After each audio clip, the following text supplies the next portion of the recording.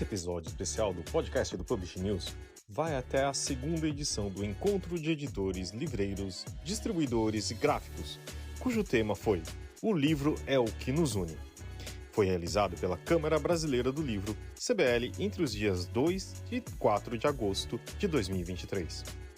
E você vai ouvir a mesa chamada Livros Censurados pelo Mundo, com participação de Gustavo Martins de Almeida, advogado e conselheiro jurídico do SNEL, Luciana Borges, diretora comercial do grupo Companhia das Letras, e com mediação de Walter Porto, editor de livros da Folha de São Paulo.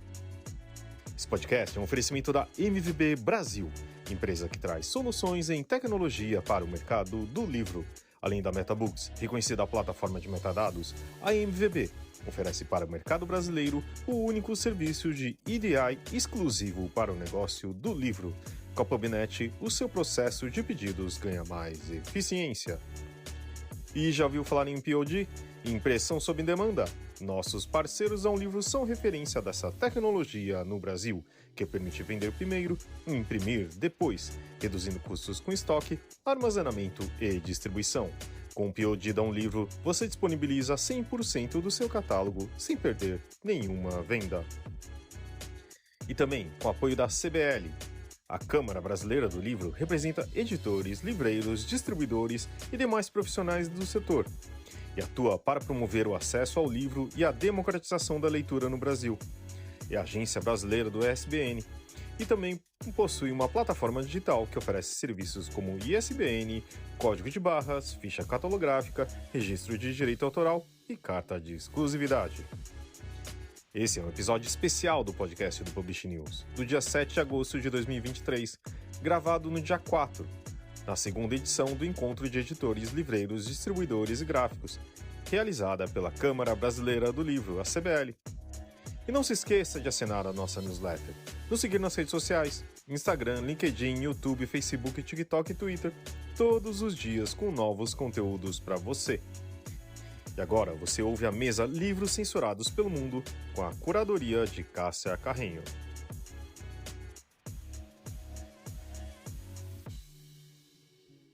A gente vai falar agora sobre censura, né? Os livros censurados pelo mundo.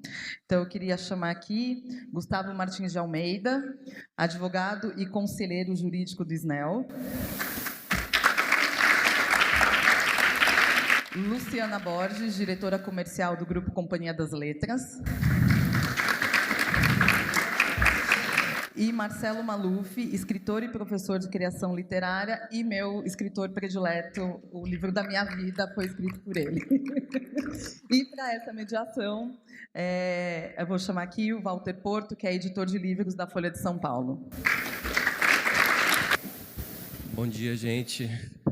Obrigado pela presença hoje. Queria agradecer a Cássia pela introdução, agradecer a CBL pelo convite para mediar essa mesa. Eu sou Walter Porto, sou editor de livros na Folha de São Paulo, sou colunista do Painel das Letras. E hoje a gente vai ter uma mesa... Bom, durante os últimos 3 dias a gente falou bastante de mercado, de indústria. Hoje a gente vai ter uma mesa um pouco mais política, né? Para discutir questões mais jurídicas que afetam a gente de forma... Claro que afetam também os negócios, mas é importante a gente fazer uma discussão mais conceitual aqui, né? Quando a gente fala de censura, a gente pensa muito no movimento de cima para baixo, de ditaduras, de governos, batendo o porrete para cima dos livros e da liberdade de expressão. E isso acontece, de fato, ainda hoje no mundo, em diversas localidades, e no Brasil a gente teve um caso bastante rumoroso, que eu acho que é parecido com essa imagem clássica da censura, que foi 4 anos atrás, na Bienal do Rio de Janeiro, né? O Gustavo estava até comentando mais cedo disso comigo, quando o prefeito Marcelo Crivella mandou recolher as cópias de um quadrinho que tinha um beijo gay na capa. Mas também a gente vê hoje em dia, outros ímpetos de censura que são um pouquinho mais insidiosos, né? Um pouquinho mais discretos. Nos Estados Unidos, a gente tem visto nos últimos meses um crescimento vertiginoso nos casos de pressão organizada contra bibliotecas para não exibir certos livros, para tirar das estantes certos livros. Em geral, esses títulos que são contestados por grupos organizados, eles são livros que são atraentes a jovens, a crianças, pautando temas como diversidade sexual e raça. No último ano, segundo as instituições que defendem a liberdade de expressão nos Estados Unidos, houve um recorde de contestação a livros em bibliotecas nos Estados Unidos que o número desse tipo de processo subiu 40% de 2021 para 2022, segundo o Instituto PEN America, e chegou a uma quantidade de 2.571 títulos que foram contestados em bibliotecas americanas, em diversas bibliotecas, tá? E isso não é o número de casos, o número de casos é muito maior.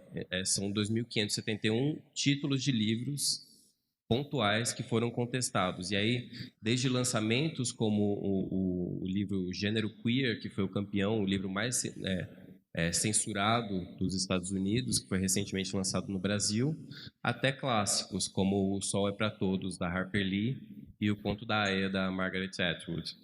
Então, a gente vê que a gente está passando por um momento bem delicado de censura, e aqui no Brasil, ainda que não tenha tido casos tão rumorosos, a gente viu recentemente o episódio com o Marçal Aquino, que teve o seu livro Eu Receberia as Piores Notícias de Seus Lindos Lábios retirado da lista de obras obrigatórias para o vestibular de uma universidade privada de Goiás, a Universidade do Rio Verde, que, por mais que não seja uma universidade pública e que tenha todas as nuances envolvidas, foi a partir de uma pressão de um deputado conservador eleito por Goiás, chamado Gustavo Gayer, que fez uma pressão pública muito forte, denunciando a existência desse livro, a presença desse livro na lista do vestibular, o que levou a uma autocensura, digamos assim, da universidade privada, que falou, não, a gente volta atrás e esse livro não é mais obrigatório na lista. Isso causou, enfim, foi um episódio que causou bastante espécie e que, paradoxos desses episódios, né, levou o livro do Marçal Aquino a ser muito mais falado e a vender mais e a chamar atenção também. Eu acho que é um tema interessante para a gente abordar aqui também. Eu acho que, bom, já falei bastante, mas eu acho que era importante dar essa introdução de por que a gente está falando de censura em 2023, né? E eu acho que um dos pontos mais legais de a gente centrar aqui a nossa conversa são essas nuances da censura que vem do governo, da pressão de grupos organizados, mas também da autocensura. Porque a gente vê muitas livrarias, muitas editoras e até autores, né, se autocensurando, censurando seus livros, pensando na reação negativa que eles podem ter caso sejam exibidos nas prateleiras, caso um autor publique uma coisa, como é que isso vai ser recebido? Aí a própria pessoa já vai lá e fala, acho que eu não vou escrever isso não. Onde é que fica a liberdade de expressão nesse cenário, né? Para falar de tudo isso, a gente tem aqui gente muito melhor do que eu, que a CBL convidou. Primeiro, à minha direita, o Gustavo Martins de Almeida, que é advogado, conselheiro jurídico do SNEL. Em seguida, a Luciana Borges, diretora comercial da Companhia das Letras, e o Marcelo Maluf, que é escritor de livros tanto adultos quanto infanto-juvenis em diversas editoras, e eu os apresentei nessa ordem porque essa vai ser a ordem da primeira fala de cada um, depois a gente faz uma conversa maior entre todos e abre para perguntas da plateia. Então, vamos lá, Gustavo. Bom dia, pessoal, um prazer, ainda é bom dia, é um prazer estar aqui com vocês, uma alegria. Eu queria agradecer o convite da CBL em participar aqui, a Cássia ter me chamado. É um ambiente que eu gosto, é um prazer estar no meio dessa turma, que é o eixo de ligação entre o autor e o leitor, não é? O mercado editorial é essa ponte que liga o autor e leitor. Então, essa turma todinha me dá muito prazer, e eu queria fazer um registro aqui. Manda um abraço para o Leonardo, nosso amigo Leonardo Neto, que está num momento difícil de saúde aí, que ele não pôde estar presente. O Leonardo é um cara muito querido, eu gosto muito dele, então é esse registro. Vamos lá. Eu só fiz uma introdução. Qual é a vantagem que eu tenho aqui? Eu tenho 64 anos, então eu vivi uma censura que vocês não viveram. Então é muito bom essa vantagem, pelo menos o cabelo branco serve para isso, para ter essa vantagem e ser testemunha ocular da história, né? Aqui atrás, a página do Jornal do Brasil de 14 de dezembro de 68, quando foi editado o AI-5, Censura Braba, e como é que eles conseguiram contornar.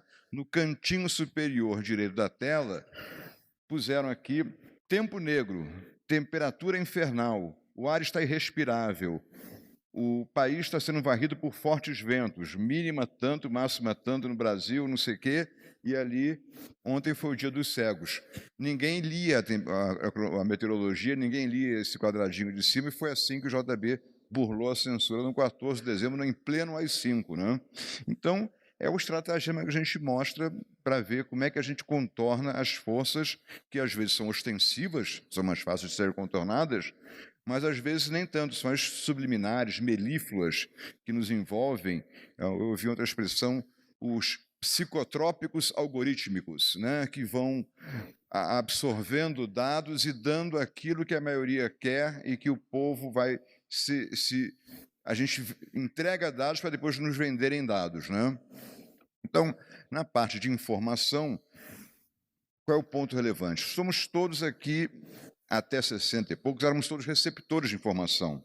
A partir da internet, cada um de nós pode ser emissor de informação, cada um de nós pode ser um autor de um livro, basta ter uma conexão com a internet, você publica seu livro e pode bombar. Então, daquela livraria, daquela gráfica do copista, né, que tinha o Gutenberg já foi a internet da Idade Média, né? O copista copiava o livro em tanto tempo, vem um sujeito e imprime o livro em pouquíssimo tempo. E eu gosto de botar essa figura aqui, porque nas caixas dos... Uma curiosidadezinha de professor, nas caixas dos tipos gráficos, as maiúsculas ficavam em cima, na caixa alta, e as minúsculas ficavam na caixa baixa. Uppercase, lowercase, então fica uma historinha só simpática do caixa alta e caixa baixa, vem da Idade Média. Mas, já em 1600 e pouco, na Inglaterra, já tinha a Star Chamber. Havia uma censura contra livros sediciosos na Inglaterra. Era uma câmara que julgava livros e apreendia os livros. Aqui não dá para ler, mas essas são as ordenações do reino. É a Constituição do Reino de Portugal, que vigorou no Brasil até 1830, e dizia, a tradução aqui, eu vou disponibilizar a apresentação, ali embaixo, que, achando os desembargadores do paço que a obra é útil, darão seu despacho, e que terão que passar pela Inquisição, então tinha a licença real para a publicação de livros no Império. E o que acontece hoje em dia? É um fenômeno que eu acho muito importante, que é a aceleração do tempo histórico. O tempo que leva para decorrer um fato social é muito rápido. Em pouco tempo a gente lembra, o NFT foi uma onda muito grande, a mineração de dados, o LGPD, já temos na inteligência artificial. Em 2 anos, 4 ondas varreram o mundo e vão se sucedendo como eu chamo placas tectônicas sociais. Então, o futebol, eu gostaria muito de estar falando que o Brasil estava classificado, mas não está, mas era proibido, pé de mulher não foi feito para se meter em chuteiras. Flávio de Carvalho, andando em São Paulo com a saia dele aqui, Companhia das Letras publicou Rui Castro, Garrincha, e naquela época já tinha o problema da biografia. Eu me lembro de uma entrevista, os herdeiros de Garrincha estão esperando publicar o livro para pedir apreensão. Eu não tinha interesse em saber se era verdade, se era bom, não. Eles queriam pedir a apreensão do livro. Mas houve uma mudança, e aqui, a gente vai chegar lá, a Constituição de 67 permitia a publicação de livros desde que obedecessem os bons costumes. E aqui está um ofício da Polícia Federal para o Armando Falcão, dizendo que a obra Alô Sim, que era uma obra sobre a Madame Claude, uma cafetina, pode falar cafetina? Não, locadora, administradora. Você vai ser censurado já já. Administradora de locação de sexo. Então, ela lá narrava a história dela e, por ofender os bons costumes, foi recomendada a apreensão. Cassandra Rios, uma recordista de apreensão de livros nesse período da repressão. E aqui, Dona Flor e seus 2 maridos tinham um certificado de liberação em próprio para menor de 18 anos. O filme tinha que passar pela censura. O censor examinava e fazia um ato de leitura, de exibição do livro. Então, somos receptores, emissores, e a censura vem de censo. Eu estou falando um pouco rápido, porque eu gosto de respeitar o tempo aqui, vou cumprir nosso tempo aqui. censo. A pessoa que fazia o censo também administrava os costumes em Roma Antiga, tá? O que o dicionário gafiou de censor. Então, e com a desmaterialização, mais ainda se espalham os livros e fica difícil esse controle. A gente vai ver agora já. Primeiro, o Código Civil, ele seguiu o pêndulo da história. Havia um certo abuso na intromissão na vida das pessoas. O Código Civil de 2002 diz que poderiam ser proibidas as imagens das pessoas, e esse é o fundamento das biografias, e o Supremo vai, em 2015, se eu não me engano, e diz que a redação é a mesma, mas a interpretação é que não pode ser exigida a autorização dos herdeiros para a publicação de obras em biografia, e aí libera as biografias. Então, há uma postura do Supremo muito mais liberal em relação a isso, que interpreta o Código Civil de uma maneira diferente. E aqui falo com muito orgulho, relembro rapidamente uma história. Dia 6 de setembro de 2019, eu estou em casa, me liga a Liz, secretária do SNEL, Gustavo, o Crivella, o prefeito Crivella, já mandou os fiscais irem para o Rio Centro para apreenderem o livro que tem o beijo gay lá, e nós estamos com um problema, e está uma notificação para caçar o alvará de funcionamento da Bienal. Eu, correndo, ditei o mandado de segurança, fiz uma pesquisa rápida, corri para o fórum às 10 horas da manhã, impetrei mandado de segurança às 2h30 da tarde, às 6h30 saiu a liminar, liberando o livro, proibindo a censura. À noite, o presidente do Tribunal de Justiça revogou a liminar, mandando restaurar a censura. Preparamos um recurso para o Supremo, o ministro Toffoli estava em Londres, vindo de um congresso, mandamos para a assessoria dele, ele aterrissou em São Paulo 7 da manhã, já recebendo a inicial da ação, e às 10 horas ele restaurou a liminar que liberava a comercialização do livro. Então, eu acho que foi uma vitória do SNEL, da sociedade, e eu fico muito orgulhoso de ter feito esse trabalho, assim, escrevo no meu currículo com muita alegria, porque acho que mostra que em algum momento a gente pode acreditar na justiça e que prevalece, e eu sou contra totalmente a censura, acho que a liberdade de expressão tem que ter. Vai vender o livro, não vai vender, não vão gostar, mas a regra é a liberdade de expressão. Agora, biografia livre não significa mentir a respeito de alguém ou inventar fatos. Você pode ser responsabilizado se publicar fatos não comprovados. Eu tenho uma tese, falei para a Luciana, você faz a biografia sobre alguém, manda a biografia para alguém para que ela retifique os fatos.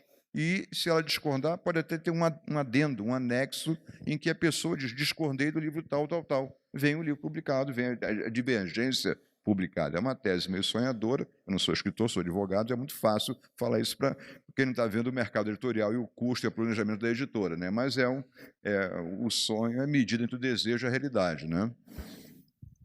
E uma coisa terrível, acho que repercutiu pouco na imprensa, quer dizer, às vezes o jornalista tem que dar a matéria, mas não pode se aprofundar nos fatos. O governo do Texas baixou uma lei, em 13 de junho, a House Bill 900, que já começa com uma ironia, mau gosto, má fé. O nome da lei é Reader Act, o ato do leitor. Reader é a abreviatura de Restricting Explicit and Adult Designated Education Resources, quer dizer, é a lei que restringe os recursos educacionais explícitos para adultos, né? Então, o conteúdo adulto. Esse é o nome da lei, é leitor. Quer dizer, é uma ironia, uma coisa quase cruel, né? Então, semana passada, as livrarias ajuizaram uma ação pedindo para suspender essa lei. E foi designada agora, para o dia 18 de agosto, uma audiência especial para decidir essa liminar. E manda, em resumo, que as livrarias classifiquem o conteúdo em sexual explicit, sexual content ou no content, no refrain. E se o governo discordar dessa classificação, prevalece a classificação do governo e a livraria fica proibida de vender para bibliotecas e para escolas. É um negócio assim abusivo. Eu vou te mandar depois, vou disponibilizar a inicial dessa ação, para quem quiser ler, e o conteúdo da lei. Às vezes as pessoas querem se informar a respeito, eu vou disponibilizar, porque é impressionante. E aí tem que pedir, alguns livros, os pais têm que pedir permissão para os filhos lerem. O pai tem que dar permissão para o filho ler o livro na biblioteca da escola.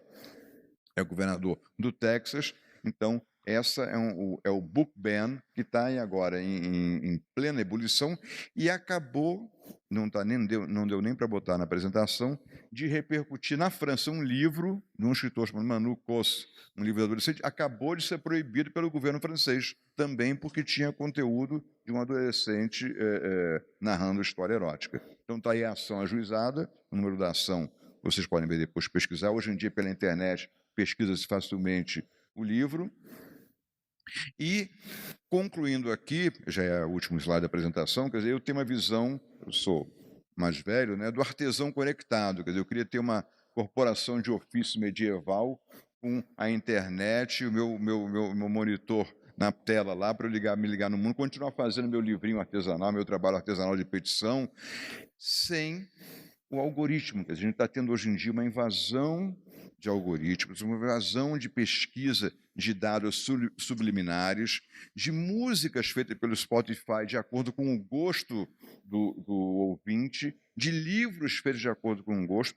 Já estou botando nos contratos de edição das editoras que eu assessoro, que o autor declara que o livro o livro é original, não é cópia de ninguém, é de sua autoria, se responsabiliza pela originalidade e não foi feito com o auxílio de inteligência artificial GPT.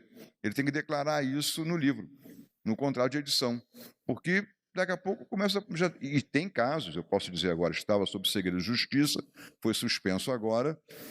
No Rio, eu sou o advogado da Nora Roberts, que está processando uma moça que fez um liquidificador de vários livros e publicou um livro contendo vários livros, entre eles livros da Nora Roberts. E está lá sendo feita uma perícia e tem trechos inteiros que viraram uma salada de frutas num livro, né? Então, em linhas gerais, na parte, digamos, legal, eu como advogado trouxe essas questões que falam da lei, do comportamento. Agora, há muito mais aí que os meus colegas de painel vão explicar, mas que são muito mais perigosos, que é a censura subliminar, imperceptível, sorrateira, que vai acontecendo sem que a gente perceba direito. E tem um componente último aqui. A massa leitora brasileira muito pequena. Nós temos analfabetismo funcional, analfabetismo completo, pessoas que não têm o hábito de ler. Eu, terminando, tenho um delírio. Quer dizer, eu imagino aqui em São Paulo que tombe um livro, um caminhão do PNLD na Anhanguera e saia a seguinte matéria: a polícia não conseguiu conter a população que saqueou todos o caminhão, levando Machado de Assis, essa de Queiroz, Jorge Amado, e acabou o estoque de livros e não conseguiu conter a massa que saqueou. Esse é um desejo, é um sonho, mas eu acho que a gente tem que acreditar, né? O sonho, já falei, é a medida entre o desejo e a realidade. Essa é a primeira apresentação que eu tinha para vocês, fazer para vocês. Agradeço a paciência e a atenção, e é muita honra estar aqui. Muito obrigado. Obrigado, Gustavo. Luciana, sua vez agora. Bom, obrigada, CBL, pelo convite. Cássia, vim aqui falar sobre censura no viés comercial, né? Então, censura é muito chata, censura é muito ruim, censura é danoso para qualquer pessoa que queira pensar que tem alguém que diz que você não pode. Então, acho que eu quis muito estar aqui porque nós trabalhamos com conteúdo, né? Nós somos vendedores de sonhos. A gente está o tempo inteiro tentando enriquecer pessoas culturalmente, tentando fazer com que mais pessoas tenham acesso à literatura, tenham acesso a bons conteúdos, a bons textos. E eu acho que quando você é impedido de ter acesso a isso, fica tudo muito mais complicado. Uma coisa é você receber uma indicação, outra coisa é você dizer não pode. Então, o Gustavo citou aqui o caso, né, emblemático da Bienal do Livro, que, felizmente, a gente conseguiu uma solução maravilhosa. Houve um movimento lindo de se ver nos corredores da Bienal, pessoas, uma horda gigantesca de pessoas dizendo censura não. Foi um caso amplamente repercutido, porque chega a ser absurdo você ter, num evento cultural como a Bienal, que reúne milhares de pessoas que vão para aqueles corredores ávidos para comprar seus livros, para levar seus filhos para conhecer a produção cultural de um mercado, para conhecer o que tem de novo, né, na literatura, e ser impedido disso, né? Então, existe a censura explícita, né, que é o que a gente falou aqui, jornal, corta-texto, etc. E há uma censura implícita no nosso dia a dia, que acontece veladamente, como o Gustavo falou aqui, sorrateiramente, né, que também atrapalha o fluxo dessa cadeia, né? O que você pode ver, o que você não pode, o que você pode comprar e o que você não pode, né? Eu acho que a sociedade está ficando muito extremista e todo extremo é ruim. Então, quando a gente publica um livro que um político diz para você que você não pode ter acesso àquela literatura, porque no conteúdo do livro tem uma cena de sexo que está sendo ofertado para o jovem, né? É um pouco antagônico quando você tem uma exploração de conteúdo amplamente divulgada, canais abertos. Então, eu acho que tem uma coisa muito séria quando há uma ação desse tipo, né, onde há um interesse de que, não, vamos tirar para não irritar o fulano.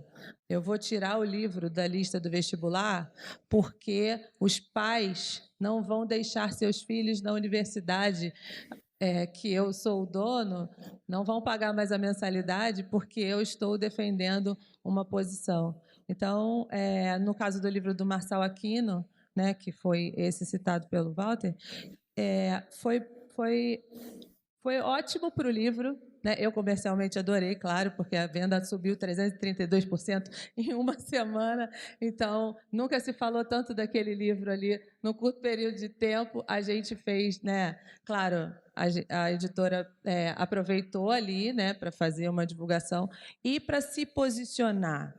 Porque eu acho que o mais grave da censura é não permitir ouvir o outro lado. É um lado que diz o que pode acontecer e o que não pode acontecer, né? Então, o posicionamento dessa reitoria, dessa universidade, onde retira o livro, impede aquele jovem de ter acesso a um livro porque havia uma cena de sexo dentro do livro. Ou, na Bienal, as pessoas ficaram impedidas de ver um quadrinho onde tinha um beijo gay na capa. Essa censura é uma censura explícita. E há uma outra censura, que a gente vai falar aqui um pouquinho, né, sobre a autocensura, né? E a gente encara isso com o nosso mercado editorial. Então, recentemente, um Brasil polarizado, como vocês sabem, né, épocas de eleição, algumas pessoas se posicionando publicamente em favor de um candidato ou outro candidato. Na Companhia das Letras, houve uma decisão de que a Companhia das Letras ia se posicionar, ia fazer oposição ao candidato Jair Bolsonaro. Fomos surpreendidos com uma crítica gigantesca por conta dessa oposição. Foi feito um vídeo, os editores convidaram seus autores que gostariam de participar de uma campanha, foi o famoso Faz o L, né? Então, nós convidamos os autores que gostariam de se posicionar, fizemos uma campanha, os autores fizeram um movimento com o livro, abriam o livro, Faz o L, era o L de livro, mas a gente sabe que era o outro L, e claro, como acontece quando você se posiciona, você tem muitas pessoas a favor e muitas pessoas contra do jogo. Mas, surpreendentemente, recebemos um vídeo de um livreiro, e esse vídeo circulou amplamente nos nossos grupos de WhatsApp, se posicionando também, mas dizendo que, convocando as livrarias a retirarem os livros da Companhia das Letras das suas prateleiras por conta do posicionamento político que a Companhia das Letras tinha feito. E é claro que teve uma repercussão enorme. Esse livreiro fez isso mesmo, retirou os livros da Companhia das Letras da prateleira, graças ao bom senso. As outras livrarias não fizeram isso, até porque senão eu estava desempregada, não estava aqui, né? Eu vivo de venda, imagina, me tirarem todos os livros da Companhia das Letras. E aí um antagonismo, né? É um tipo de censura que a gente passa veladamente.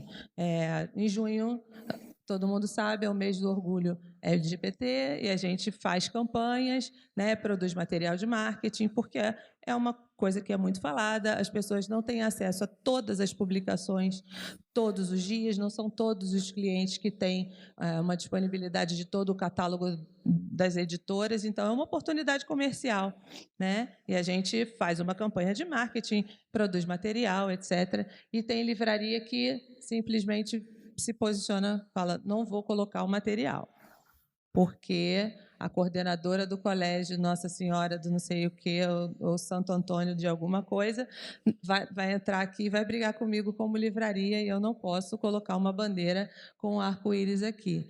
Então, no nosso métier aqui, no nosso dia a dia, no Infringir dos Ovos, onde a gente tem que negociar uma exposição, negociar uma colocação ou outra, há uma censura velada muito danosa, né? O que você pode ler, o que você não pode ler, onde você pode colocar o seu livro ou onde você não pode colocar o seu livro. Ele vai falar de leitura sensível, né? Então, essa autocensura ela tem acontecido veladamente, e eu acho que quanto mais a gente fala sobre o assunto e quanto mais a gente explora isso, mais a gente pode conscientizar as pessoas dessa questão de que o conteúdo ele pode ser para todo mundo. É óbvio que você vai ter alguns filtros, como temos na nossa casa, na criação dos nossos filhos, o que pode, o que não pode, até onde você pode, mas uma coisa é você recomendar ou não recomendar. A outra coisa é você dizer não pode. Isso você não pode fazer. Quem é que tem o direito de dizer você não pode gostar desse tipo de livro, né? Então, tem um bom senso, né? Eu trabalhei em outros grupos editoriais, né? Trabalhei na Ediouro, por exemplo, a gente tinha uma preocupação quando era na Bienal, a visita escolar, a gente tinha que colocar o Kama Sutra na prateleira de cima, porque senão os meninos não saíam daquela estante. É natural, né? Que haja esse movimento. Isso não é censura, o livro estava lá para quem quisesse comprar, mas a gente estava atrapalhando um pouquinho mais o acesso daquela criança a um conteúdo explícito. Isso é uma questão de bom senso. Agora, você chegar e dizer, eu não posso, não pode colocar esse livro, então é um problema. A gente teve uma onda quando saiu 50 Tons de Cinza, por exemplo, né, que foi um fenômeno, né, inquestionável aqui os números que se venderam desse livro. E na época que estava na Objetiva, a gente lançou um livro erótico, mas que era muito erótico. Ele era assim hardcore mesmo. E aí a gente foi apresentar, fizemos uma campanha de marketing, Daniela está aqui, que trabalhava comigo na época, apresentando para os clientes. E aí, antes, a gente ficou assim, bom, é um livro muito forte, o que faremos? Colocaremos na capa proibido para menores de 18 anos. Quando você fala proibido, o negócio atiça, né? O diabinho vai lá e fala, é proibido, então é isso aí que eu quero. E aí algumas livrarias falaram, eu vou ter esse livro mas eu vou colocar embaixo do balcão. E isso aconteceu. Só que ninguém estava preparado para aquela onda erótica, né? E a produção editorial em cima desse nicho foi uma coisa assombrosa, e os números foram enormes e aí as livrarias tiveram que se render porque tinha que vender esse tipo de livro, porque também se paga boleto, né? Então as pessoas não estão aí podendo rasgar dinheiro, jogar fora pela janela, e felizmente houve um reposicionamento. Mas algumas pessoas estão em posição numa posição de decisão, e isso é muito preocupante, que quando você está numa posição de decisão, você avaliar o 360, né? Você avaliar qual é o impacto qual o impacto que aquela decisão tem, como a gente viu agora aqui na questão do PNLD, é uma canetada, como você falou, né? Uma canetada que destrói ou que prejudica uma cadeia, prejudica um autor que estava lá escrevendo o seu livro e que ele está livre para criar. Ele tem lá o sonho dele, ele quer que pessoas tenham acesso àquele conteúdo. E alguém chega lá e diz, não pode, você não pode colocar esse tipo de livro, ou você não deve ter esse trecho XPTO. Então, hoje em dia, a gente fica brincando que às vezes o mundo está muito chato, né, com essa coisa da censura, que nada pode mais, mas eu acho que quanto mais a gente tiver o bom senso de entender quais são todas as etapas do processo, e quando o movimento de censura é impetrado, o quão isso prejudica pessoas de ter acesso ao conteúdo, acho que fica pior para todo mundo. Então, eu tinha um pouco esse viés aqui do que acontece no nosso dia a dia, né? Mas quando tem uma polêmica, seja de caráter de uma questão de minoria, né? Racismo, questões sexuais, questões religiosas.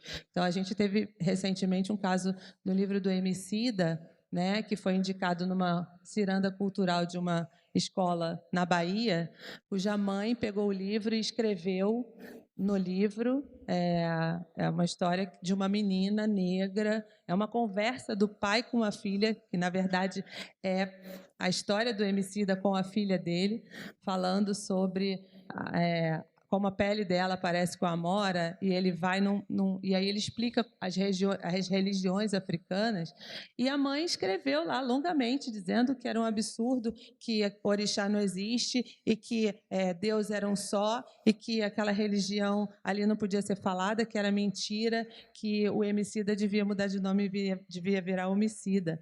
Então, foi um escândalo, porque uma mãe postou nas redes sociais, enfim, as páginas, etc., e a escola se posicionou felizmente, defendendo que o caráter literário superava qualquer discussão e que as pessoas precisam ter acesso a todo tipo de conteúdo, ter acesso a conhecer todo tipo de religião, e que censura, intolerância não cabe mais nos dias de hoje. Então, essa mesa aqui eu acho que é bastante importante para que a gente leve isso até para o nosso dia a dia, né? Para as nossas famílias, como estamos criando os nossos filhos, o que a gente tem ensinado a eles.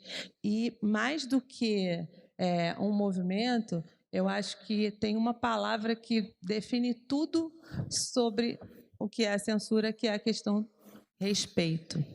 Eu posso não concordar, eu posso não estar na mesma página que você está, eu posso não estar de acordo com aquela filosofia, com aquele pensamento, com aquela legitimidade que você está trazendo para mim. Mas se eu te respeito, tudo fica bem. Que é o que não acontece quando a gente tem livros censurados aí pelo mundo. Então, acho que era isso.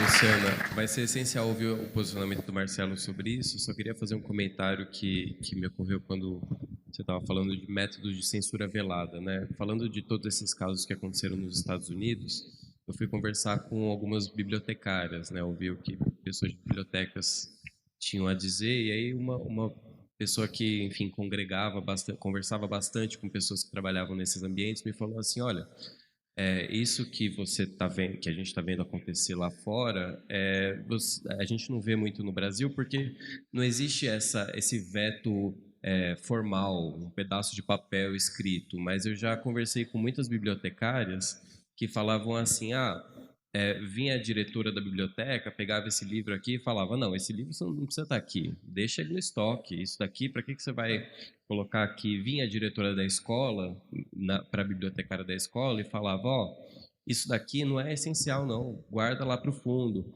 Então isso é uma maneira de tolher o trabalho da biblioteca, e a gente pode pensar o quanto esses pequenos movimentos do dia a dia, né, também não censuram o que as crianças, os jovens, os frequentadores da biblioteca podem ler. Eu me lembrei de um caso. Eu sou de uma família muito humilde, da Zona Norte do Rio de Janeiro, e me formei leitora numa biblioteca pública. Minha mãe sempre foi leitora, minha família, e a minha mãe pegava a gente na escola e levava a gente para uma biblioteca pública, e a gente passava a tarde lá, lendo toda a produção cultural, etc. A gente não tinha grana para comprar livro, então a biblioteca pública foi um refúgio muito importante para a minha família, para mim, como leitora, e para o meu irmão também. E tinha... aí eu volto naquela questão do que a gente está ensinando para os nossos filhos, né? A minha mãe levava a gente para a biblioteca e falava, olha, aqui tem livros que um dia você vai poder ler. Hoje você não pode. E a gente ficava naquilo, né? Claro que a gente queria ir lá naquela estante, é óbvio que o meu irmão ficava tentando deixá-la ocupada. Leia esse aqui, mãe, que ele ficava, era louco para ir lá naquela sessão onde a gente não podia, né? Onde ela deixava claro que, mas não era o não pode, era não pode desde que, né? Um dia você vai ter acesso, um dia você vai conseguir chegar numa maturidade em que esse texto vai ser bom para você. Então, eu lembro de ler Machado de Assis com 14 para 15 anos e achar horroroso. E ler depois com 21, e é um dos livros mais maravilhosos que eu já li na vida. Mas tem essa questão da maturidade, mas não tem o não faça, não pode. Você não pode ter acesso a isso aqui. E a biblioteca pública, ela é um espaço onde se tem tudo, né? Teoricamente, deveria estar tudo à mostra, mas a gente sabe que tem esses casos aí, deixa lá no estoque, porque isso aqui não compete ou não está muito aqui na nossa alçada, ou não é o que eu acredito que seja bom. Então, essa coisa velada acontece todos os dias, né? Vamos lá, Marcelo, desculpa a intervenção aí. Não, imagina. Gente, muito obrigado. Obrigado, CBL. Obrigado, Cássia, pelo convite. Estou muito feliz de estar aqui, ainda mais falando de um assunto tão importante, tão urgente, eu acredito. Porque, como diria o Ray Bradbury, né, na abertura do Fahrenheit 451, ele diz assim, queimar era um prazer. E eu diria, queimar é um prazer. É por isso que tem tantos livros sendo censurados desde sempre. O próprio Ray Bradbury foi acusado de incentivo às drogas e à violência com esse livro, e o livro dele foi banido. A gente podia fazer uma lista de vários livros banidos, assim como já foi mostrado aqui, mas, por exemplo, Alice no País das Maravilhas foi banido na China em 1931, por exemplo, porque foi dito que os animais usavam a linguagem dos humanos, ficando no mesmo nível hierárquico dos humanos. Então, isso não estava certo. Então, baniram o livro. O 1984, de George Orwell, foi banido nos Estados Unidos como uma literatura pró-comunista, mas também foi considerado anti-regime soviético. Então, ou seja, foi banido pelos dois lados. Outro livro, O Admirável Mundo Novo, banido também de bibliotecas, acusado de incentivo às drogas e de promiscuidade sexual. E a gente podia fazer Oz, Mágico de Oz, por exemplo, em 1928, foi banido das bibliotecas de Chicago por retratar mulheres em papéis de lideranças. Olha isso, né? Pois é, tem que continuar, né? Socorro. Mas a mesma alegação se deu em 1957 e depois em 72 em Detroit. Ou seja, o livro também foi tirado. Quer dizer, essa história de banir livros, de censurar livros, como já foi muito bem mostrado aqui, já é de sempre. A minha grande questão aqui para vocês em relação à censura que está havendo, que é uma censura que vem de fora, aparentemente, porque ela vem de contextos escolares, bibliotecas, pais, sociedade civil se mobilizando, sociedades religiosas se mobilizando, e não só setores ditos antidemocráticos ou conservadores, vamos pensar assim. Eu também falo dos setores progressistas, que também tem um discurso que se nivela ali. Se você for pensar no beijo gay, que a gente acabou de falar aqui, qual a diferença de você pegar, e aqui é uma provocação, você impede uma capa, né, de HQ, de um beijo gay, que não deveria ser impedido de modo algum, é óbvio, isso é óbvio para todos nós. Mas não é óbvio para todo mundo que, por exemplo, o Monteiro Lobato ou o Roald Dahl, ele é editado, o Monteiro Lobato é editado, ele é cortado, ele é limado, ele é cancelado por determinados setores. Eu me pergunto se não é a mesma face de um obscurantismo você fazer isso, né? E aqui eu não estou nem levantando nenhuma questão dizendo assim, não, peraí, temos que discutir chegamos na questão, temos que discutir o Monteiro Lobato, temos que discutir o racismo do Monteiro Lobato, óbvio, e temos que discutir o Roald Dahl, e temos que discutir tudo, mas discutir, dialogar, conversar é o caminho. Proibir, tirar, dizer meu filho não vai ler isso, é uma tacanhice, vou usar essa palavra, tremenda, porque você não dá a chance de nenhum leitor conhecer o passado. Como que você apaga o passado? E aí ele vai dizer assim, peraí, isso aqui então nunca existiu um Monteiro Lobato que tinha racismo no texto, porque eu não vi isso acontecer no texto que eu li. Foi cortado, foi tirado, não me deram a chance de ler.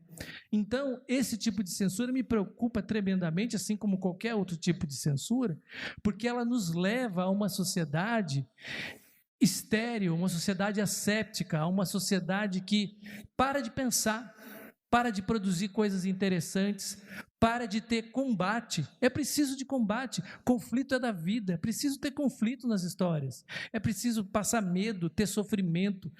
O livro pode ser luz, mas ele também é sombra. E se o livro não for luz e sombra, a gente não é o que nós somos. O ser humano é complexo, é diverso. Então, eu posso não concordar com diversas coisas que eu leio, em determinados autores, em diversos autores. Eu posso discordar, eu posso pensar que esse sujeito é racista, que ele foi homofóbico, que ele foi ditador naquilo que ele colocou ali. Eu posso pensar qualquer coisa, mas eu tenho que dar o direito a ele de escrever aquilo. E eu posso também ter o direito de não ler, ou o direito de ler e contestar. Essa é a grande questão que a gente tem que pensar quando a gente começa a censurar tudo.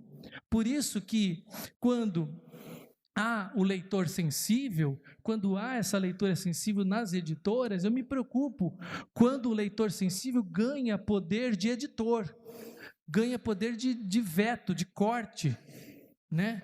Porque daí a gente começa a transformar aquilo que seria o objeto livro, aquilo que seria a literatura, que é o lugar da garantia, ou que deveria ser o lugar da garantia do questionamento, porque literatura não é, em hipótese alguma, ter respostas. Literatura é fazer perguntas. E não necessariamente você termina o livro com respostas, não precisa. A grande questão, o grande objeto, causa dos escritores, ou pelo menos dos bons escritores e escritoras do mundo, e a gente tem muitos e muitas, é fazer perguntas, lançar questionamentos, duvidar, colocar a existência em xeque, porque é isso.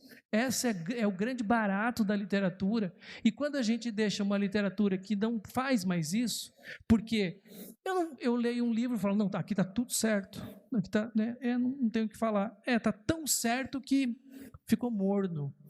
E como diz no Apocalipse, os mornos serão vomitados por Deus. Então, eu não quero ser vomitado. A Lígia Fagundes Telles dizia isso. Eu não quero ser vomitada por Deus, e por isso eu vou escrever o que eu bem entender. Então, é óbvio que eu entendo o mercado, que eu entendo as editoras, que a gente tem que pensar assim. Em hipótese alguma, eu escrevo livros infantis, infanto-juvenis e adultos. E, em hipótese alguma, eu acho que a literatura, seja a literatura infantil em especial, eu tenho um compromisso, eu tenho meu bom senso, eu sei o que eu posso, o que eu não posso dizer aqui. Isso é uma coisa. E eu, como autor, para mim é claro isso. É claro que na hora que eu vou escrever, eu vou usar o meu bom senso e vou passar este livro submetido a uma leitura crítica de um editor e etc. E isso é normal. E eu sou muito aquele escritor aberto a possibilidades, aberto a ideias e ver se aquilo está bom, se não está. Agora, a outra questão é quando a gente começa a ouvir a escola, o pai, as entidades religiosas ou qualquer outra entidade civil, organização, e elas determinam aquilo que eu tenho que escrever. Porque senão, eu como autor, e aí entra agora na censura, autocensura que eu faço, eu penso, e não sou só eu que penso assim, será que se eu escrever isso eu vou ser publicado? Na hora, no ato do processo criativo. Olha o problema que a gente começa a criar. No ato do processo criativo nós estamos assim, e será que essa cena vai passar? Será que isso vai dar certo? Será que alguém vai me publicar? Eu já ouvi isso de vários colegas e também de editores. Eu não sei se... Será que você não pode amenizar aqui? Então, onde eu quero chegar com vocês? A gente tem que tomar o cuidado. É óbvio que não é uma questão, assim como a vida, ela não é uma questão que se responde, eu não tenho resposta, né? Eu sei que ela está aí, e a gente vai ter que debater, a gente vai ter que conversar cada vez mais sobre isso, mas a gente não pode tomar um único caminho. Se tomar um único caminho de achar que a resposta é só o mercado, é só se o livro vai vender ou não, eu acho que a gente corre o risco de chegar lá na frente e deixar que o ChatGPT escreva, porque, afinal de contas, por que eu preciso escrever? Né? Uma história vai se transformar, porque as pessoas falam assim, né, mas por que as crianças em livros geralmente estão sozinhas nas histórias infantis, né, vivendo as suas aventuras? É lógico que elas estão sozinhas vivendo as suas aventuras, porque o pai ali, naquele caso, simbolicamente, a mãe representam a ordem, representam a responsabilidade, e uma história de aventura e de mistério, ou seja o que for, só pode acontecer longe dessas pessoas, né? E quando o pai chega ou quando a mãe chega é para colocar ordem no espaço, naquilo. Então, geralmente, as histórias acontecem assim. É a mesma coisa com o livro. O livro precisa ter essa liberdade de seguir o seu caminho. E nós, como leitores, temos que ter a liberdade de gostar, de não gostar, de debater e de discutir. É isso que é rico. É isso que é legal. Agora, se a gente chegar numa censura, e eu tenho medo, e muito medo que a gente chegue nisso, numa censura que bloqueie o escritor e que bloqueie as histórias, a ponto da gente escrever Joãozinho levantou, fez tudo que sua mãe e seu pai pediu, almoçou, fez a lição de casa, dormiu e acabou. Olha que história linda. Pronto, não tem nada de errado nessa história. Nada, passou. Mas alguém quer ler uma história como essa? Alguma criança quer ler uma história como essa? Ou ela quer ler o Diário de um Banana, a Pipi Meia Longa? Ou ela quer, né, ver histórias em que a criança é colocada num lugar especial, de aventura? Então, E aqui eu não estou falando agora de nada a respeito daquilo que, se é óbvio, que se sobrar, se raspar um preconceito, se sobrar um preconceito, se sobrar algo que é racista ou que é misógino ou homofóbico numa literatura, é óbvio que isso não é legal. É óbvio que eu não quero isso, eu não faço isso, né? Mas a gente está indo para além. A Ana Maria Machado contou recentemente, numa matéria dela da Piauí, que eu super recomendo, que um leitor sensível disse para ela que o banho que o garoto estava tomando, ele toma um banho longo, o garoto estava tomando um banho muito longo. Aí o leitor sensível disse para ela o seguinte: eu não sei se é legal isso, porque para o meio ambiente não é bom ele tomar um banho longo. Então, a gente começa, cai tudo, a gente começa a chegar a falar esse tipo de coisa. E isso é uma coisa, parece bobinha, mas não é. Obrigado. Se isso vai para além, se isso começa a crescer, chega uma hora em que, na hora de vocês, editores, todos, sentar para fazer reunião, a cabeça da reunião vai ser o leitor sensível, e não o editor e o cara do comercial, né? E aí eu me preocupo, porque eu digo assim, aí qual o sentido de a gente falar assim, nossa, a criatividade desse autor, o imaginário dele, olha isso, olha como ele usa a linguagem, olha como ele explora essa história, esse enredo. Para que eu preciso disso? Então, essa é uma questão. Eu até estava contando lá fora, para fechar, eu sei que a gente está com o tempo curto, que na Máquina do Tempo, o H.G. Wells, grande escritor de ficção científica, ele chega no futuro longínquo, um futuro da humanidade, e só restaram dois grupos, o grupo dos Morlocks e o grupo dos Eloys. O grupo dos Morlocks eram os bárbaros que viviam no subterrâneo e que só subiam à noite para caçar os Eloys para comer, né? Eles eram canibais e viviam no submundo, e bárbaros mesmo, bárbaros. E os Eloys, aquelas figuras angelicais que olhavam para a natureza, cheirando, via a água do rio passando, só que nenhum tônus, nenhuma capacidade crítica, só vivendo ali, né, na brisa, tal. Ou seja, nenhum nem outro. Isso, nem esse lado da barbaridade, nem o lado dos Eloys que não tem mais tônus cerebral e muscular para viver a vida. Nós somos os dois misturados, essa é a verdade, e é claro que a gente tem caminhos, tem lugares, tem um caminho que eu, Marcelo, considero o melhor, e que eu vou seguir esse caminho e o outro vai seguir o outro. Agora, dizer que só um é o certo e que a gente tem que... Eu vejo com muito cuidado isso, essa censura que é velada, mas é uma censura que é como se estivesse aqui, nessa sala, uma nuvem invisível de uma censura que paira sobre os nossos pensamentos e que impede a gente de fazer determinadas coisas.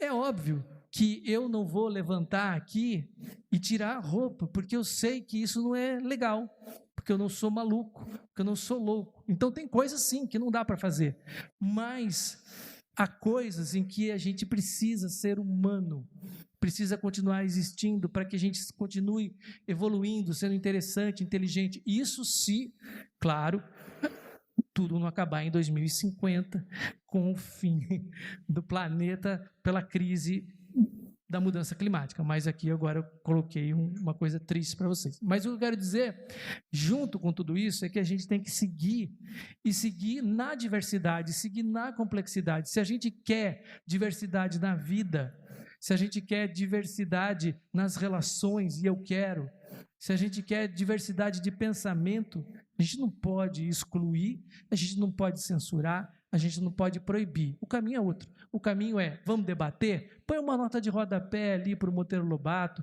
faz o professor discutir o racismo dele na escola, levanta isso, fala isso não foi legal, mas por isso, por aquilo. No entanto, é um baita de um escritor, sim. Renações Narizinho ensinou muita gente a escrever livros incríveis, né? É sim. Agora, a gente não pode cancelar, né, um sujeito como esse completamente, porque tem coisas boas que ele produziu. Roald Dahl, a mesma coisa, sofrendo lá reescrita do livro, trocaram palavras, trocaram coisas. E a gente sabe onde isso leva, seja um extremo de um lado, um extremo do outro, a gente sabe onde isso leva. Acabamos de ver o Salman Rushdie tomar uma facada. A gente sabe que o editor dele foi ameaçado, teve um tradutor, se eu não me engano, que foi baleado. Então, olha onde a gente quer entrar nisso. Será que é isso que a gente precisa? Ou é levantar a bandeira da liberdade de expressão, mesmo que eu não goste do que aquele sujeito está falando para mim? Mas vamos sentar e vamos discutir. É verdade que tem alguns setores que não estão a fim de discutir, mas aí é com eles. Eu quero sentar e discutir e debater. Eu acho que é importante. Então, não podemos perder, porque perde quem? Perde a literatura, perde o livro, perde a diversidade, perdemos nós como seres humanos, perdemos todos com a questão da censura. E a gente sabe do passado, o passado já mostrou como isso acontece, e eu não quero chegar nesse nosso presente e deixar de ter a oportunidade de lutar pela liberdade. Como autor, aqui eu falo como autor, a liberdade é mais importante do que qualquer coisa, mesmo que eu me lasque lá na frente, né, com essa minha opinião, mas eu não acredito em nenhum tipo de proibição e de censura. E eu sei o quanto isso está já me afetando como autor, o quanto eu sento para escrever e o quanto essas questões me afetam. E sim, mudam o meu processo criativo. Eu acho que é isso. Obrigado. Obrigado, Marcelo. Falando em se lascar, o nosso tempo já estourou bastante. A gente vai ser censurado agora, né? A gente está prestes a ser censurado. Mas se ninguém puxar aqui uma bengala, gente, embora eu acho importante ouvir perguntas da plateia, se quem tiver aí. Obrigado pela exclamação, acho que foi muito esclarecedor. Eu acho que a questão principal é a apologia, né? Eu acho que seria o termo.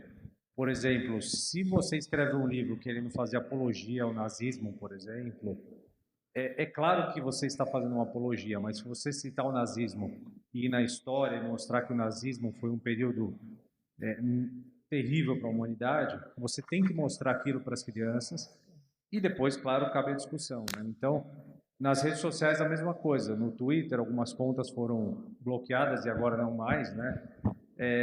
Eu acho que a censura ela tem que existir, porém ela tem que ser usada de forma moderada, né? E não ter apologia. Eu acho que a questão é apologia. Você pode falar de todas as religiões, diversidade, mas não pode fazer apologia a uma religião, a um credo ou a uma política, né? Essa é a minha opinião. Mais alguém? Gustavo, da editora Alecrim. Ratificando, né, o que você falou, eu acho que o contrário é muito importante para o senso crítico, né, para fazer com que as pessoas cheguem, eu não concordo com isso, mas eu sei que isso existe. E assim, como é que o mercado editorial pode, sem que a censura aconteça, e aí eu não sou a favor da censura, estou agindo aqui como o advogado do diabo mesmo, né, porque eu quero ver o debate em relação a isso. Como é que o mercado editorial pode trabalhar para que a manifestação livre não esbarre nas leis, né? No que é proibido de fato, que seja mencionado ou que haja apologia, como o nosso amigo falou ali.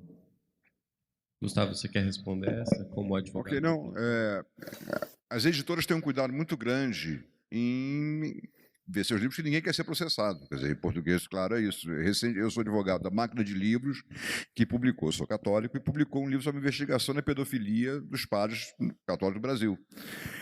Perguntaram, o que você acha? Eu falei, olha, fui ler e vi que a igreja combateu muito, o Papa Francisco estimulou essa investigação.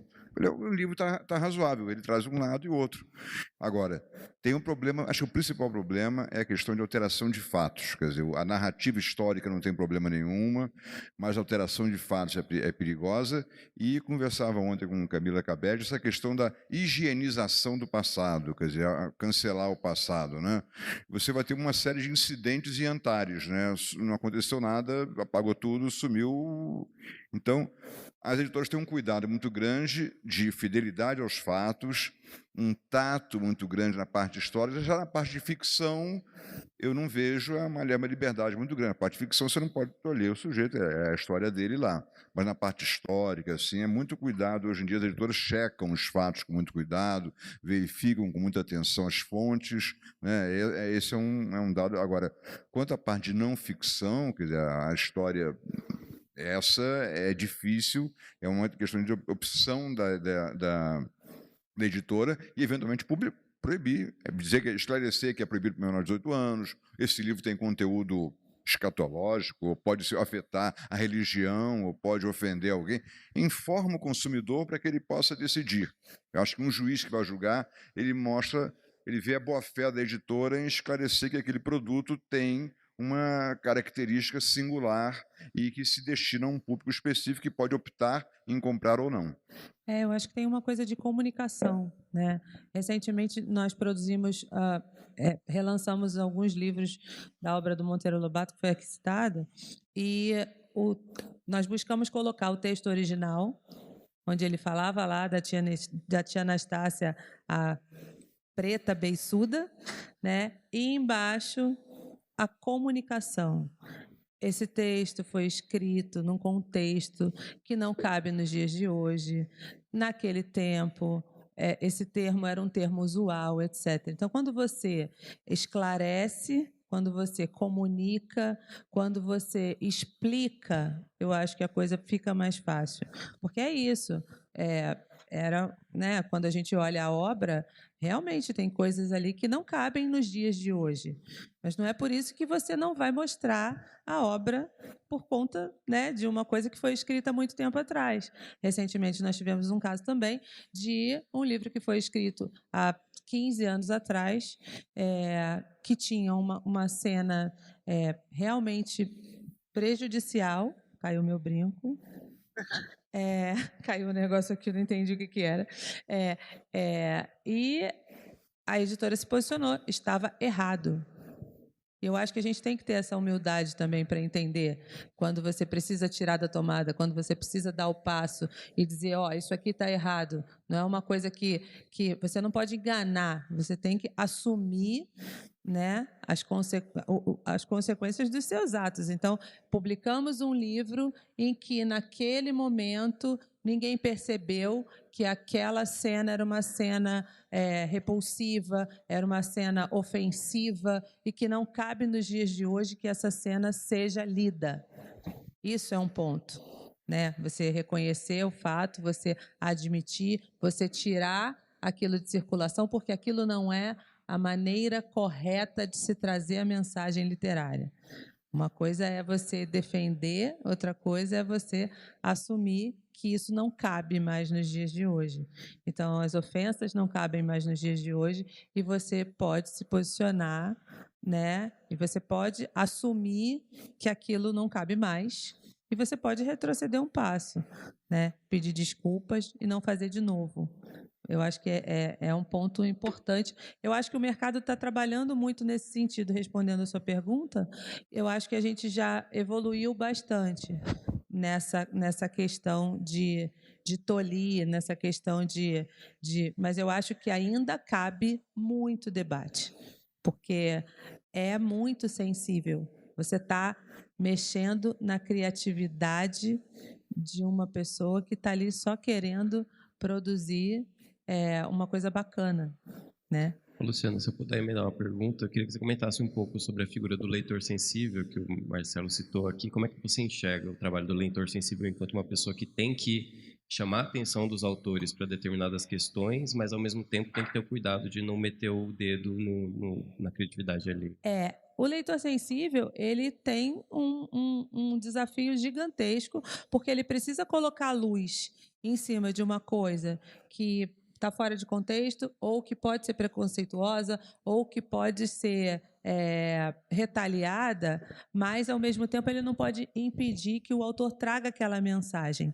Então, ele tem que ter uma sensibilidade muito grande, por isso que é leitor sensível, né? Ele tem que saber como encaixar isso, né? E como como transformar aquela mensagem para que seja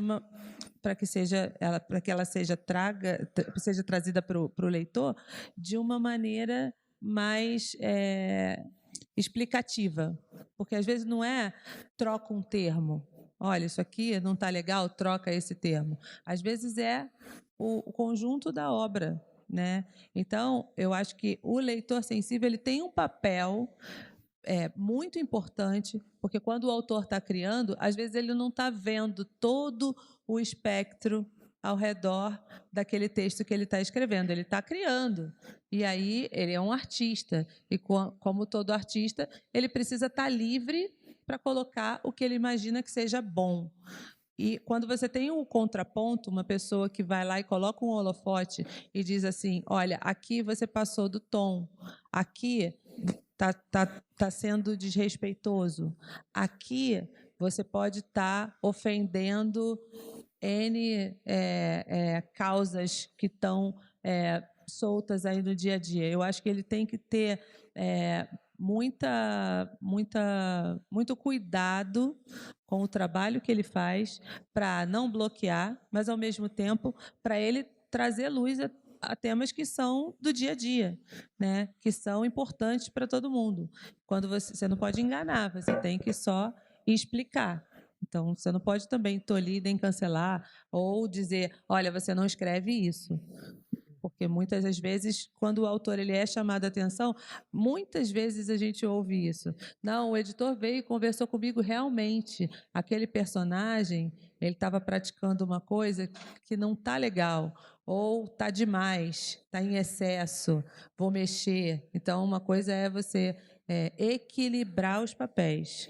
Outra coisa é você dizer, tira isso aqui, porque com isso aqui você vai se ferrar. Então, é difícil, mas dá para fazer. Oi, posso fazer uma pergunta? Isso, para uma última pergunta. O Gustavo falou sobre a questão do algoritmo. Eu acho que essa pessoa bibliotecária que tira o livro e põe num lugar inacessível, tem plataformas que fazem isso, mas assim, com poderio econômico gigantesco atrás. Nós não estamos falando de uma diretora de escola, nós estamos falando de uma coisa que eles sequestram a informação e cobram muito caro pelo resgate, porque a única coisa deles é econômica, eles querem vender anúncios, e acaba sendo uma censura muito, muito poderosa. Eu queria saber se vocês têm alguma ideia de como que a gente poderia fazer para tentar lutar contra isso, entendeu? Tentar melhorar essa situação. Eu acho que... Quem quiser falar. Eu acho que uma coisa a gente já está fazendo aqui. A gente está trazendo a discussão, né? Uma coisa é colocar isso em debate, como ele falou. A gente precisa debater mais essa questão, porque em alguns momentos essa pessoa ela não se sente como um elemento de censura. Ela não acha que ela está censurando. Ela acha que ela está fazendo bem. Ela acha que ela está fazendo o legal. Mas né? ela está falando, eu acho que da Amazon, por exemplo, que o algoritmo esconde livros automaticamente. Uhum. Isso, plataformas em geral. Então, Amazon, que é gigante. Mas quanto mais pessoas tiverem acesso à informação e entenderem que você tem liberdade de buscar, sim, né? Você tem... porque o algoritmo ele vai rastreando o quê? Indicadores, né? É dentro dos indicadores que ele trabalha. Então, se você acessar muitas vezes um lugar, ele vai te mostrar que você gosta daquilo ali, então ele vai te sugerir aquilo ali. E os outros ele vai te escondendo. Então, quando você traz luz ao debate, quando você traz luz à polêmica, quando acontece uma censura que sai na imprensa, que repercute nas redes sociais, que todo mundo compartilha como absurdo, como isso aconteceu e não pode, quando acontece um movimento desse na Bienal, que as pessoas vão para o corredor e gritam não à censura e aparece no Jornal Nacional, etc., você está trazendo uma maneira de que as pessoas procurem mais. E aí é tecnologia mesmo. Quanto mais você for lá e dar busca para aqueles temas sensíveis, ele volta para aparecer, porque não tem nenhum humano lá dizendo não faça isso. Tem uma máquina. E a gente fica brincando, né? Que a gente não pode ser substituído. Então, o poder está na nossa mão, acho. Só complementar, nós estamos na época da inteligência artificial polida. Saiu da lascada, estamos na polida. Estamos na pré-história ainda. Então tem muita coisa pela frente ainda. Vai ter regulação de algoritmo, vai ter, em obras de arte, eu defendo a informação. Você vai comprar, essa obra de arte foi feita pelo ChatGPT. Esse livro foi feito pelo ChatGPT. Você dá um dinheiro de informação. Esse quadro tem uma marca d'água. Eu fico preocupado com o historiador que, no dia 4 de agosto de 2123, foi examinar o nosso ano. Ele vai constatar que Elis Regina cantou junto com a filha, que o discurso do Kennedy, que morreu, foi proferido por ele, que o computador permitiu, que a 10ª Sinfonia de Beethoven existia e que o Rembrandt pintou um quadro que ninguém tinha descoberto, foi feito pela IBM. Então, é necessário, quer dizer, esse registro virar para o futuro, como não tinha um código do ar quando foi inventado o avião. Aliás, para arrematar a burrice do ChatGPT, alguém perguntou para ele quem inventou a aviação. Resposta: os irmãos Wright inventaram a aviação no ano tal, não sei o que e tal. Ele alimenta, ele é uma rapidez que traz os dados que foram ali inseridos, o input, que saem de forma organizada. Então, é lascado. Paleolítico da inteligência artificial ainda vem muita coisa pela frente ainda, mas convém discutir, questionar, usar tecnologia, sensibilidade, razão e emoção juntas para a gente chegar a esses resultantes desses vários vetores que estão existindo aqui. Gente, o nosso tempo acabou. Queria dar um tempinho para o Marcelo também fazer alguma consideração final. Eu quero mesmo agradecer o papo, mas eu acho que em relação à pergunta que foi feita, meus colegas responderam muito melhor do que eu poderia saber. Agradecer e dizer para vocês todos, acho que a gente tem que sair daqui alimentados com essa discussão. Ela é só a pré-história dessa discussão, porque acho que ainda tem muita coisa para se falar.